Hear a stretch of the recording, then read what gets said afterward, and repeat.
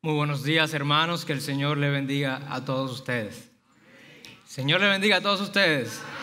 Amén, amén. Para mí es más que un privilegio cada vez que me toca la participación de la predicación de la palabra. Es un reto salir de la zona de confort, donde yo estoy aquí en mi guitarra, aquí detrás, donde me siento cómodo.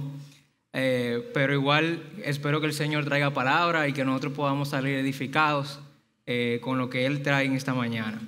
Quiero darle un saludo especial a todos los que nos visitan por primera vez y que ya nos visitan desde hace un tiempo. Siéntanse en casa y pueden contar con cada uno de los hermanos como un hermano de sangre. Amén. Es una coincidencia, pero esta es la segunda vez que me hacen el llamado de predicar y hay un ciclón. La última vez que yo vine a predicar, bueno, se canceló y tuvimos que mandar un mensaje a todos ustedes. Gracias al Señor, en esta segunda ocasión, pues nos permitió que todo saliera tranquilo y que ustedes pudieran venir y ya traer la palabra del Señor. Venir aquí a hablarles un poquito más sobre el Sermón del Monte es un reto, ya que mis hermanos de la iglesia, los diáconos, han traído palabras maravillosas para nuestras vidas y la forma como han traído han sido de mucha edificación, comenzando con el hermano Oliver cuando nos hablaba de qué es lo que es un cristiano y las bienaventuranzas. Luego Israel cuando nos hablaba de ser sal, un llamado a la acción y luz, un llamado a la influencia. Fue verdaderamente un mensaje impactante. También el pastor Onésimo hablándonos sobre la importancia del matrimonio, el hermano Olivero sobre el infierno, que no se sintió muy cómodo, pero salió a flote y nos enseñó mucho acerca de la realidad del infierno. Mi amigo y hermano Alvin cuando hablaba sobre el hablar de un cristiano. Y en esta mañana me toca hablar de un tema que al principio, cuando me pusieron la asignación de los versículos, yo dije, wow, ser perfectos como Dios. Está complejo eso, porque nosotros sabemos que no somos perfectos, que tenemos muchas debilidades. Dice la Biblia que no hay justo ni aun uno. Y entonces cuando tú dices que Jesús quiere que tú seas perfecto, tú dices, wow, Jesús, ¿qué es lo que tú quieres de mí? O sea, tú me conoces más que nadie. Tú sabes que yo tengo miles de debilidades. Y tú quieres entonces que yo sea perfecto como Dios. Pero vamos a tratar de entender qué quiso decirle Jesús en ese momento a los discípulos y qué Él nos quiere decir en esta mañana a cada uno de nosotros. Y yo sé que eso que Él nos quiere decir nos va a transformar y nos va a hacer cambiar nuestra forma de vivir. Antes de comenzar, me gustaría que corramos juntos. Así que vamos a presentar este momento en oración al Señor. Gracias, Señor, por esta hermosa mañana. Gracias por los hermosos cánticos de esta mañana, porque nos preparan el corazón, nos sensibilizan para escuchar tu palabra y para conectar nuestro espíritu, Señor, alejarnos de todas las distracciones de la semana, entregarte este día a ti, porque tú te lo mereces, Señor. Nuestra vida es tuya, pero este día en especial nos juntamos como hermanos y queremos salir con las pilas nuevas, con las energías nuevas, para dar la batalla, Señor, de ser un cristiano en este mundo. Te queremos pedir que tú que estés hablando a través de mí y que cada uno de nosotros pueda salir edificado en esta mañana. En nombre de Jesús, amén. Bien, yo les propongo un esquema sencillo, breve, por lo que les pido que estén conmigo en todo este tiempo y concentrados, porque va a ser muy breve, pero necesito de su concentración. Básicamente, en el primer lugar, vamos a hablar un poquito sobre la importancia del Sermón del Monte. A reforzar un poquito este tema, que ya seguro lo han hablado mis compañeros, pero quiero enfatizar algunos puntos importantes sobre el Sermón del Monte y su relevancia en el mundo, y relevancia en el mundo completo y en nuestra vida. Luego de esto, quiero hablar un poquito sobre el panorama o el contexto en el que Jesús estaba hablando de estas palabras. ¿Qué era lo que estaba pasando en ese contexto que Jesús dijo esas palabras? A veces nosotros leemos la Biblia y leemos ciertos versículos y lo adaptamos muy bien a nuestra vida. Como amarás a tu prójimo como a ti mismo. Eso es fácil de aplicarlo. Pero cuando tú lees la Biblia y entiendes el concepto que Jesús o que el que escribe está viviendo, pues entonces tú dimensionas correctamente cada una de las palabras que él está diciendo. Por eso quiero hablar un poquito del contexto. Luego de eso, hablar un poquito de qué es el significado de perfecto en este contexto particular, para que todo lo que hablemos sobre la palabra de perfección, pues sea en base a esa definición que nos pusimos de acuerdo y que extraemos del comentario de William Hendriksen sobre Mateo. Luego de eso, vamos a ver dos enseñanzas para lograr ser perfectos como Dios. Vamos a dividir los versículos que nos toca, que es Mateo 5, 38 al 48, en dos grandes bloques y dos grandes enseñanzas que Jesús quiere dejarle a sus discípulos. Y lo veremos que son un engranaje para llegar a ser perfectos como Dios es perfecto. Y por último, vamos a ver algunas aplicaciones prácticas. Bien, la importancia del Sermón del Monte. El Sermón del Monte resume el nuevo pacto de Jesús. Es un resumen de todas las enseñanzas. Incluso algunos expertos dicen que el Sermón del Monte no es un sermón, sino que es un conjunto de sermones. Son palabras que Jesús le mencionaba a sus discípulos frecuentemente, y de estos se extrajeron las palabras que más le influyeron al que escribía, como a Mateo o a Lucas.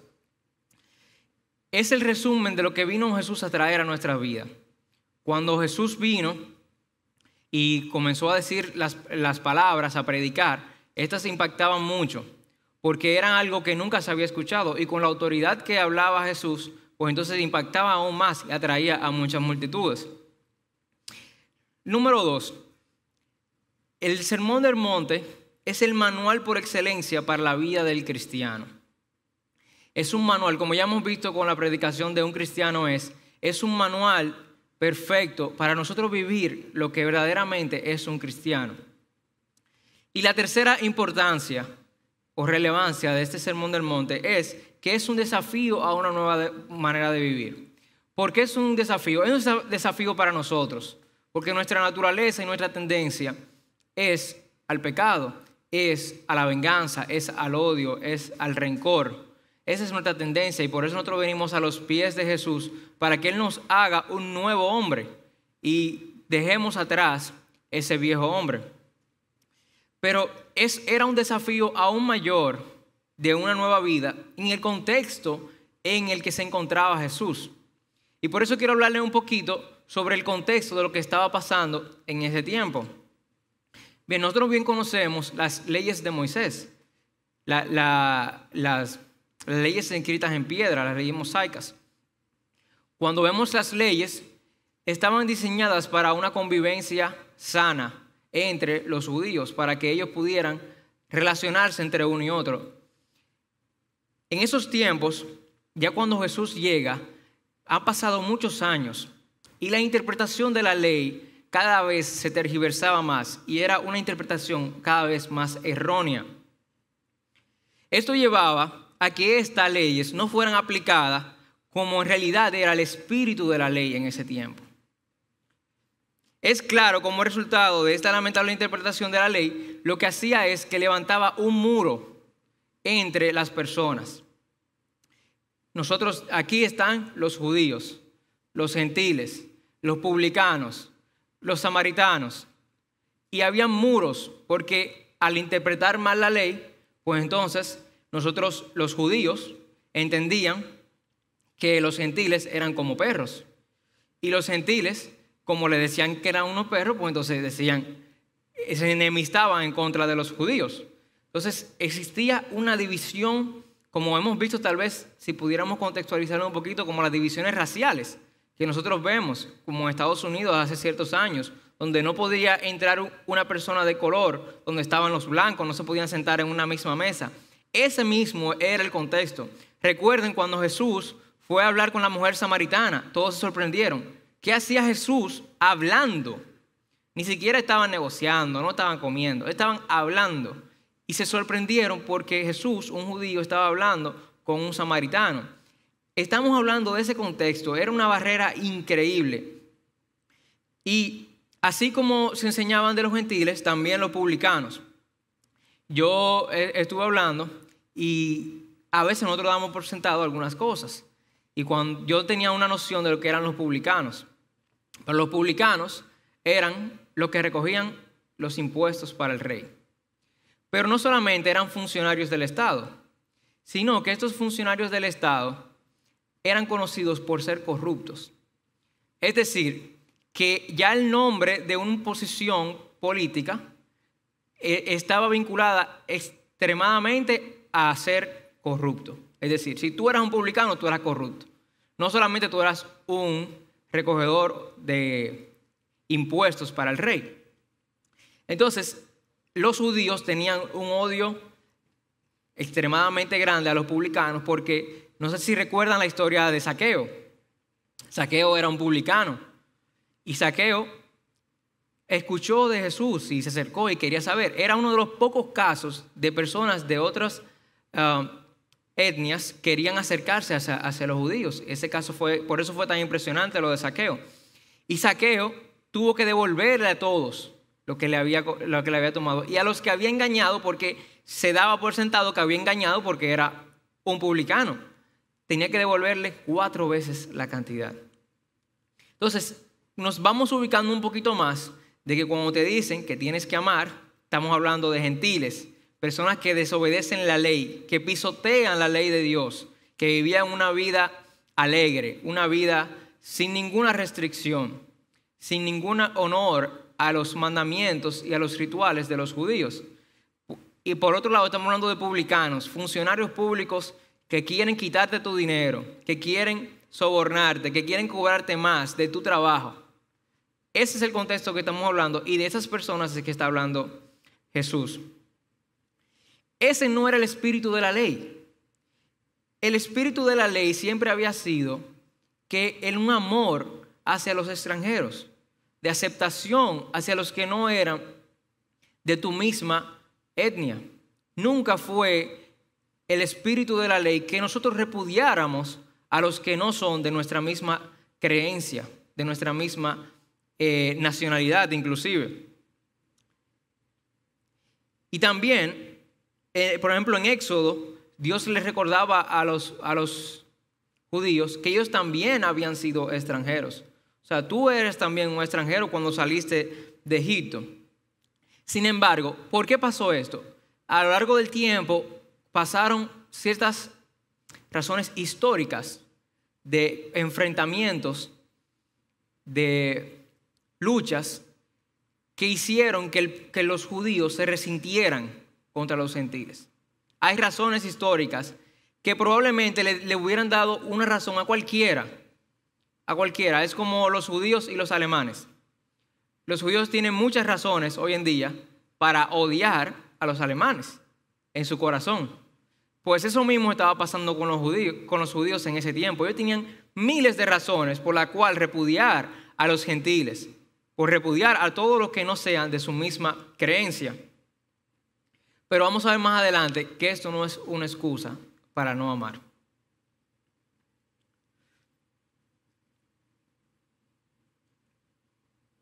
Es muy comprensible este odio para nosotros. Incluso si nosotros nos preguntáramos y tuviéramos ese tiempo, nosotros le dijéramos a los judíos, sí, tú tienes que odiar a esa gente son terribles.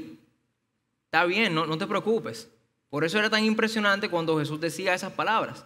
Y nosotros lo leemos ahora y decimos, sí, amar a tu enemigo, eso está muy lindo. Y incluso nosotros mismos, que vivimos en República Dominicana, para los que nos ven por las redes, nosotros mismos no hemos sufrido en esta generación una persecución, una división racial tan importante que podamos incluso tener. Yo me puse a pensar a ver si nosotros hemos vivido, y tal vez nosotros mismos como dominicanos no hemos tenido esa vivencia, y debe ser algo muy impresionante y muy fuerte. Salvo algunas pocas excepciones, como nosotros mencionamos, como el caso de Zaqueo, habían personas que se acercaban hacia los judíos por el impresionante mensaje que llevaba Jesús. Divisiones por todas partes, odio en todo lugar. Y en cuanto al amor, bueno, los publicanos amaban a los publicanos, los gentiles amaban a sus gentiles, los samaritanos amaban a los samaritanos y los judíos amaban a los judíos. ¿Qué quiere decir eso? Yo me llevo bien con mi gente, pero de aquí en adelante no te metas por ahí. Entonces Jesús viene, ese es el contexto que quiero que todos entendamos que se estaba viviendo. Un contexto de revolución civil, si se quiere decir, de enemistad civil. Vivíamos juntos, estábamos cerca, pero no te me pases por el frente. No quiero saber nada de ustedes. Muy bien, ya que conocemos el contexto, también vamos a conocer qué quiere decir Jesús cuando habla de la palabra perfecto. Buscando un poquito sobre la definición, lo mejor que pude encontrar fue el comentario de William Hendrickson sobre la palabra perfecto en este contexto. En este contexto, la palabra perfecto quiere decir perfecto. Significa acabado, completamente desarrollado y que nada le falta. Teniendo esta definición en mente, pues nosotros vamos a seguir analizando estos versículos que tenemos a continuación. Y quiero que veamos dos grandes pasos que Jesús menciona, y lo dividí así yo en dos grandes bloques, para ser perfectos como Dios es perfecto. Y el primero es que para ser perfectos necesitamos un corazón sano. Para ser perfectos como Dios necesitamos un corazón sano. Dice el versículo 38 del capítulo 5, si me puede acompañar. Dice: habéis oído que fue dicho, ojo por ojo y diente por diente. Pero yo os digo, no resistáis al que es malo. Antes, al que te golpea la mejilla derecha, ponle también la otra. Y si alguien quiere ponerte a pleito para quitarte la camisa, déjale también el saco. Y quien quiera que te obliga a ir una milla, ve con el 2. Al que te pide algo, dale. Y al que quiere pedirte prestado, no se lo niegues.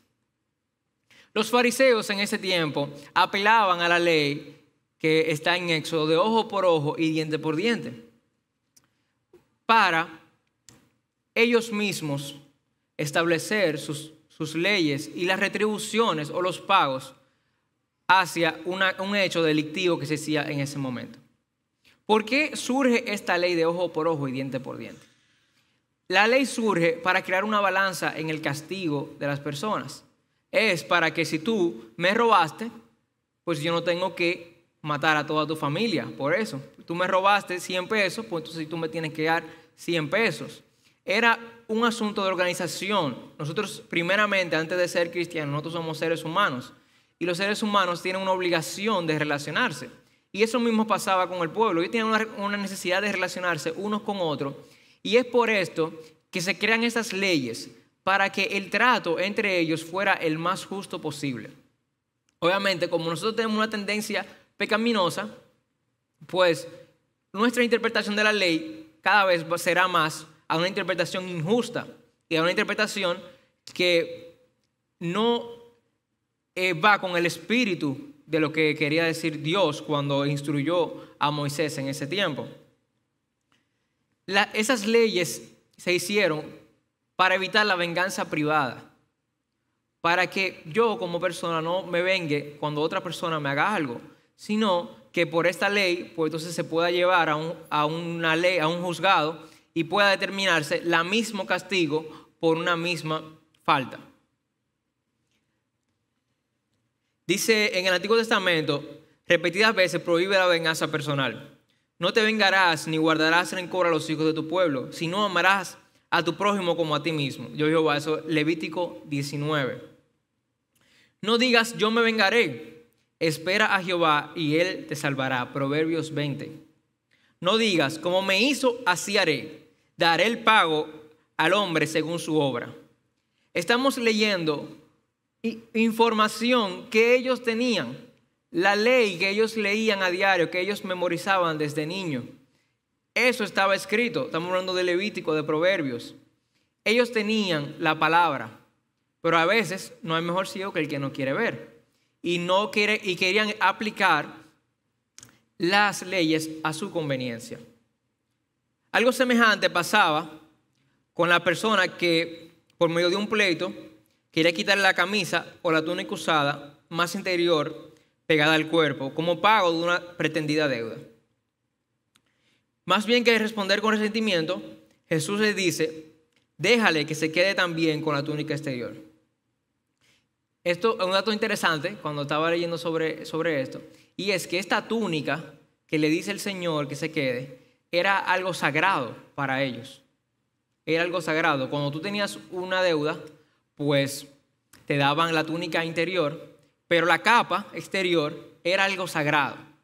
¿Por qué? Porque muchas veces la persona solamente tenía esa vestimenta. Era la única prenda que tenía de vestir. E incluso habían leyes en esos tiempos que decían que luego que te quitaran esa camisa no podía durar hasta el final de la tarde. Tenía que devolvérsela porque era la misma ropa con la que ellos dormían. Estamos hablando de algo tan personal como eso. Imagínense que nosotros nos molestamos porque nos quitan un celular. Imagínate que a ellos le quitaban la única camisa que tenían y era la que usaban para dormir con el frío. De eso es que está hablando Jesús en ese momento. En resumen, en esta primera parte, lo que quiere decir Jesús es que no hay derecho para albergar odio en nuestro corazón. No hay ninguna razón para tener odio en nuestro corazón. ¿Por qué hay que tener un corazón sano?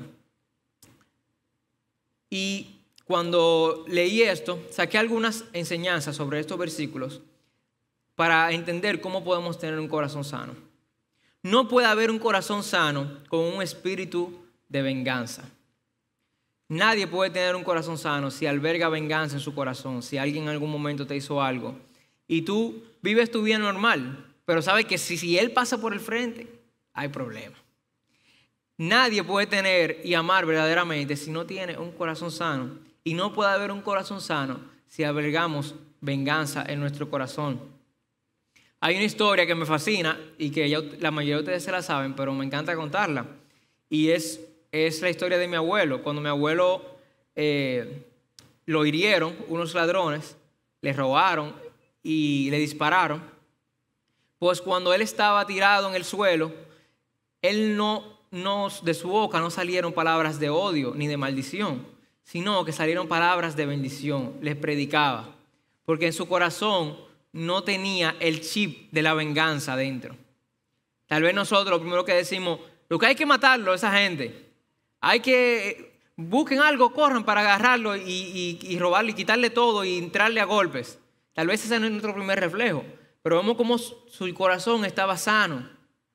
Y lo primero que salió de su boca fueron bendiciones, fueron una prédica de arrepentimiento hacia ellos.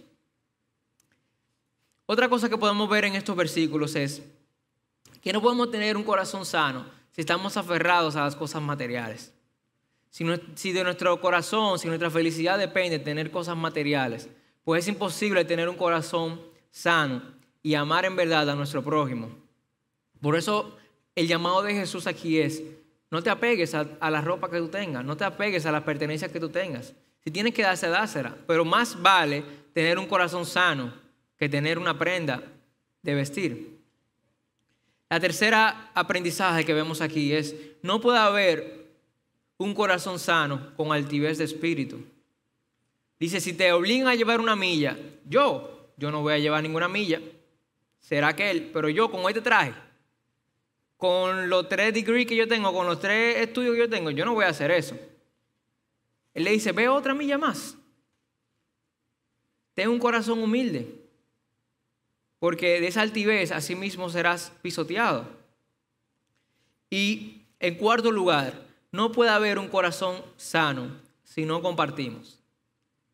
Sí hemos visto muchas veces en las prédicas de mi hermano Israel, cuando él habla sobre cómo manejarnos con la prosperidad. Como vemos mucha gente, dice Jesús que es más difícil que pase un camello por el ojo de una aguja que una persona rica llegue al reino de los cielos. Y una de las enseñanzas que tuvimos de Israel en cuanto a la prosperidad, que para ser un cristiano y poder manejar la prosperidad tenemos que aprender a dar. Tenemos que aprender a ser desprendidos de lo que del que el Señor nos da. Y es enlazado a lo que estamos hablando de las cosas materiales. Es tener un corazón limpio que no esté apegado a las cosas físicas, a las cosas materiales. En conclusión, Jesús le está diciendo a sus discípulos, nada vale más que tener un corazón sano. Nada vale más. En segundo lugar, para ser perfectos, necesitamos un corazón que ama en verdad. En primer lugar, vimos que para amar en verdad necesitamos tener un corazón sano. Es imposible tú decir que tú amas en verdad si tu corazón no está sano. No hay venganza, no hay rencor, no hay odio. Recuérdense en el contexto que estamos viviendo, a un contexto de odio endémico. Uno nace con odio. Desde chiquito te dicen, mira, tú tienes que odiar a fulanito, a fulanito y a fulanito y amar a fulanito. Así nacían los judíos en ese tiempo. Entonces cuando vienen y te dicen, no, tú tienes que amar a todos. Dice, espérate, es que mi mamá me enseñó que esos gentiles son unos profanos, son una gente mala. Y por eso nosotros tenemos que odiarlo y repudiarlo y dejarlo lejos de nosotros.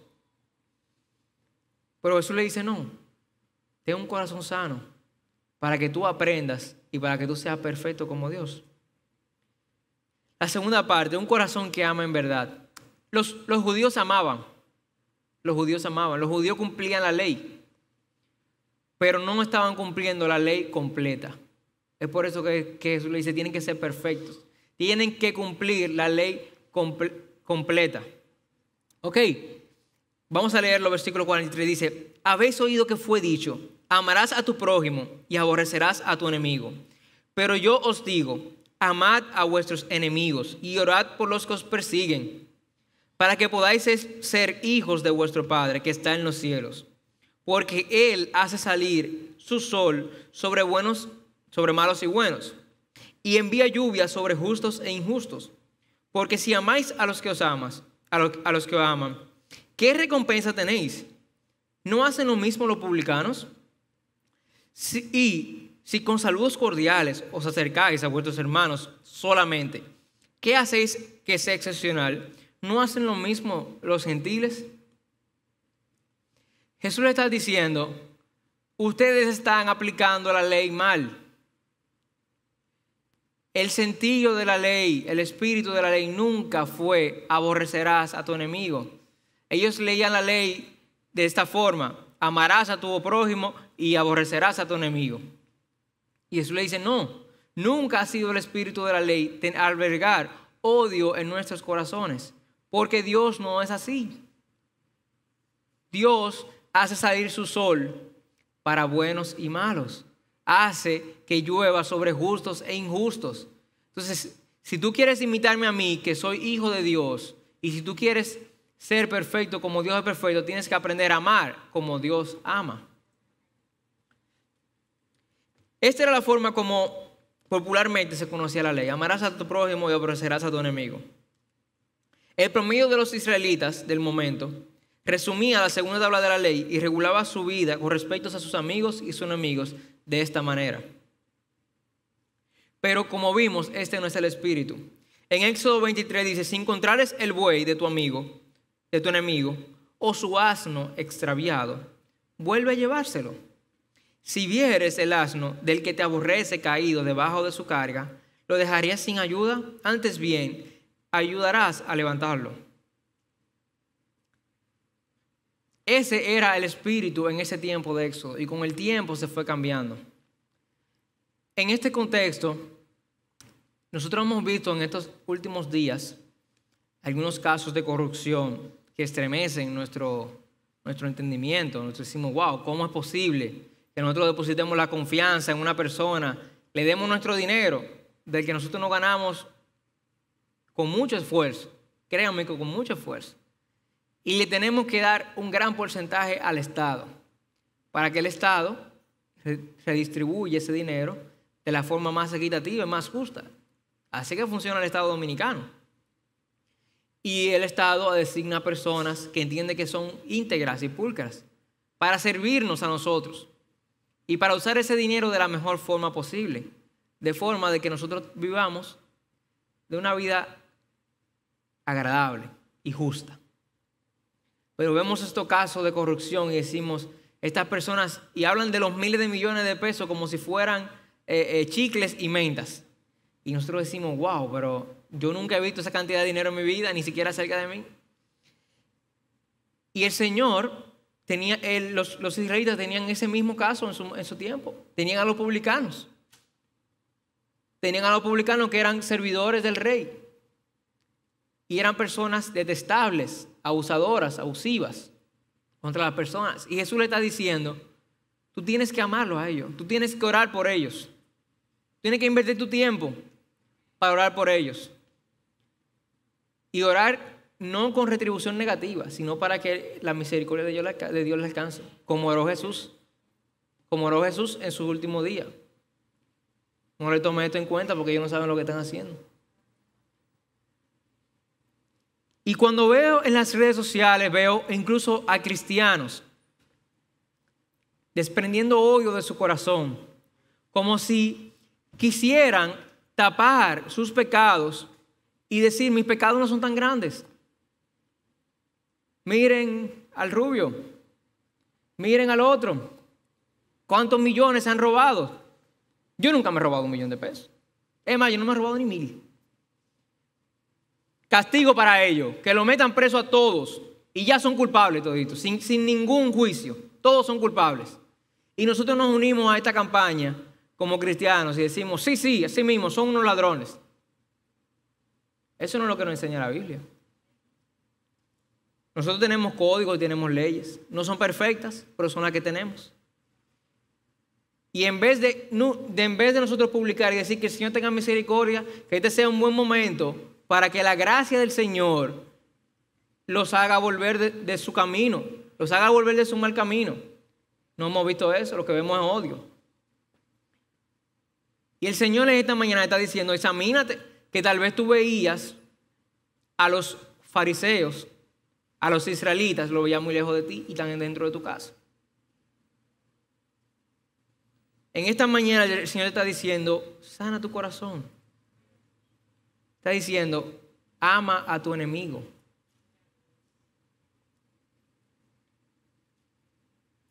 Si queremos conocer una persona, que en la Biblia vemos varios ejemplos de personas que le dicen exactamente que son perfectos. Se menciona de 3 personas. La primera persona que se menciona como perfecta es Noé. Dice varón perfecto, literalmente. Luego el rey Asa. Y también hay otra persona que se menciona como perfecta, que es Job. Noé, Asa y Job. Y yo quiero detenerme en la vida de Job. La vida de Job, el Señor le dijo, es una historia fascinante, que todavía, aunque la leamos, no podemos comprenderla. Y si alguien la comprende, pues que el Señor lo bendiga. Porque están reunidos los ángeles con Dios. Y Satanás está ahí. Vamos. Job 1. Job 1 dice.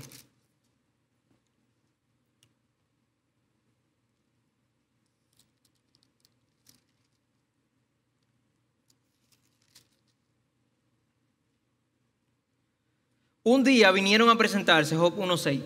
Un día vinieron a presentarse delante de Jehová los hijos de Dios, entre los cuales vino también Satanás. Y dijo Jehová a Satanás, ¿de dónde vienes? Vengo de rodear la tierra. Y le dijo Jehová a él, ¿tú no has considerado a Job? Dice, es un varón perfecto, sin mancha. Y Satanás lo que le dice a Jehová, le dice, pero es muy fácil así, él tiene todo. Él tiene todo, él tiene riquezas, tiene un amor familiar, tiene salud. Así es muy fácil. Y Jesús le dice, quítale todo eso. Jehová le dice, quítale todo eso. Después le dice, no, yo le quité todo eso y no pecó. Ahora vamos a quitarle la salud también. No lo vamos a matar, pero vamos a quitarle la salud. ¿Y cómo terminó la vida de Job? Siempre se nos enseña, no es cómo se comienza, sino cómo se termina. Job terminó una vida triunfante. Una vida dice el último versículo. ¿Quién no quisiera que se leyera así la historia de nosotros? Y murió Job, viejo y lleno de días. Y se le duplicó todo lo que él tenía. Ahora, ¿por qué Job vivió esta vida? Porque Job conocía el amor verdadero. ¿Cómo nos damos cuenta de esto? Le quitan toda su familia, le quitan todas sus riquezas. Tenía su corazón sano, no estaba aferrado a las cosas materiales.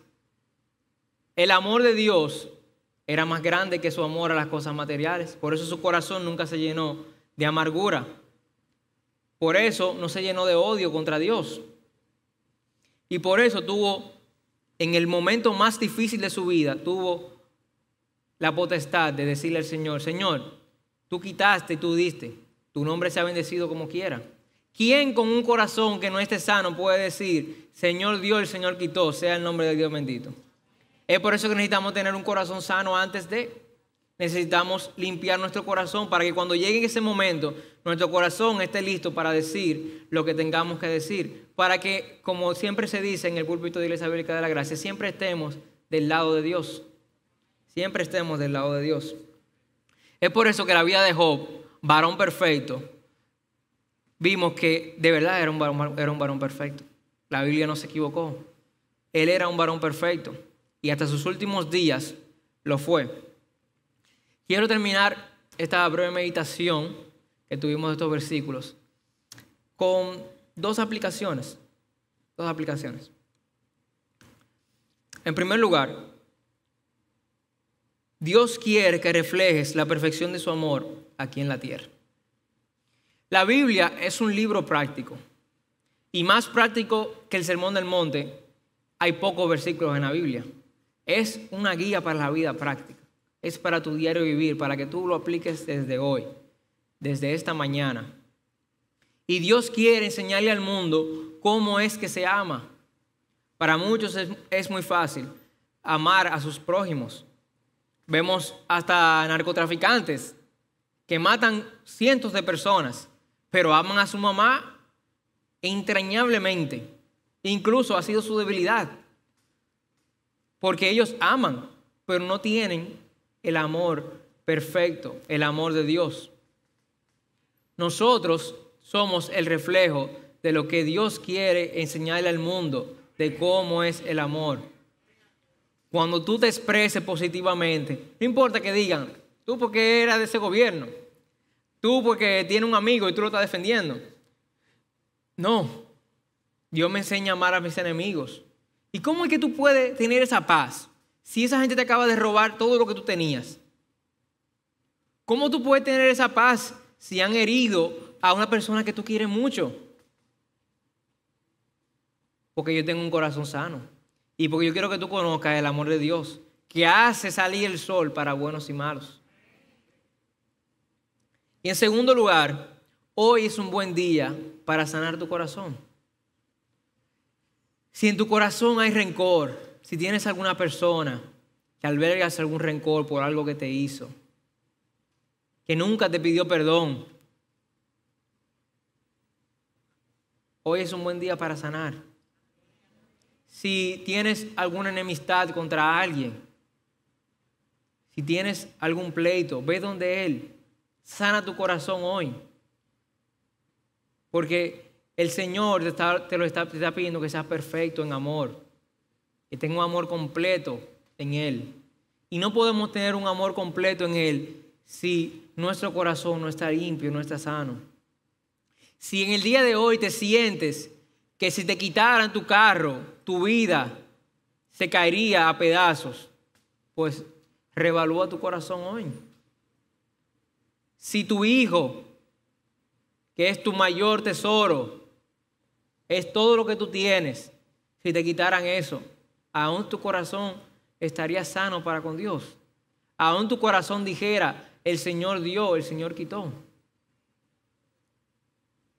Por eso es que la Biblia resume los mandamientos. Ama al Señor sobre todas las cosas y a tu prójimo luego como a ti mismo. Hoy es un buen día para sanar tu corazón. Ora conmigo. Gracias, Señor, por tu palabra. Gracias porque a través de las palabras de Jesús podemos salir tantas veces edificados. A un versículo que hemos leído cientos de veces. Podemos ser transformados, podemos ser impresionados por las palabras que dejó Jesús en su transcurrir por la tierra. Te queremos pedir que tú nos ayudes a ir en pos de esa perfección, de ese amor completo que hay solamente en ti. Ayúdanos a amarte primeramente a ti y luego amar a nuestro prójimo como nosotros mismos. Síguenos dando un bonito día en este domingo. En el nombre de tu Hijo Jesús.